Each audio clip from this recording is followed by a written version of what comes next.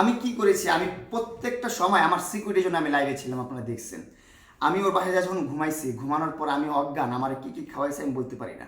আমারে ও ও আমারে যে পরিমাণ ড্রাগস নেওয়া হয়েছে সেগুলোর তো কোনো কথাই নেই। ও বসে বসে ড্রাগস নেওয়া হয়, এগুলো তো আমি বলতে পারবো না। এগুলো তো এগুলো বলতে অনেক ঝামেলা আছে, অনেক স্টোরি আছে যেগুলো বলা যাবে না।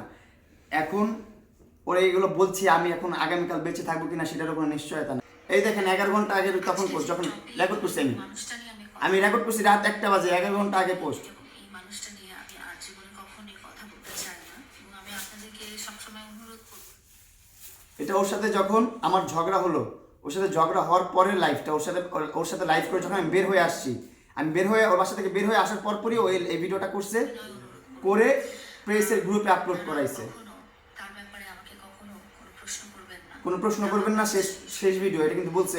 এই দেখেন এইখানে ওর হাতে কোনো ধরনের স্পট বা কোনো ধরনের আঘাত ওর শরীরে নাই, মেকআপটা করতে ভুলে না। এই দেখেন ওর হাত, দেখেন এই দেখেন ওর হাত, এই দেখেন ওর হাত, সব ক্লিয়ার। কিন্তু আইন অন্ধ, ও যা বুঝাচ্ছে তাই বুঝতেছে, ও যেভাবে বলছে সেভাবেই মামলা হচ্ছে। ও আমাকে বলতেছে গুম করে ফেলবে, এটা করে ফেলবে, সেটা করে ফেলবে, আইন ছাড়া অনেক কিছু আছে, এই হুমকিটা আমাকে দিছে। ভাই আমি তো এখন ভীতভাবে জীবনযাপন করতেছি, কি করব বুঝতেছি না আমি। ও আমার ভিডিও আপলোড করার পর আমি লাইভে, সরাসরি লাইভে গেছি, আমি যে লাইভে যা বলতেছি, আমি ওর প্রথম বলছি যে কী করলে, এবার কেন করলাম, বললো ঠিক আছে। আমি বলছি তুই মামলাগুলো করো, তোর মামলাগুলো আমি তুলবো না, আমি তোর আরও মামলা দিব, মামলা ছাড়া আরও অনেক কিছু আছে, তুই এগুলা বুঝে নিস, তুই পারলে ঠেকাই সেগুলা। তো এইভাবে বলছে, এইভাবে আমার ব্ল্যাকমেল করছে। তখন আমার মাথা চটকে গেছে, ভাই আমি এতটা অভিনয় করতেছি, ভাই কী করতেছি আমি, আমার জীবনটা, আমার লাইফটা আমি মানে শেষ করে দিছি, হেল করে দিছি।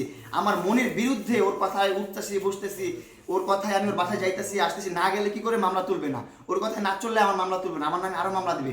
মনের বিরুদ্ধে সব কিছু করতে হচ্ছে ওর সাথে, কথা কথা বলতে হচ্ছে।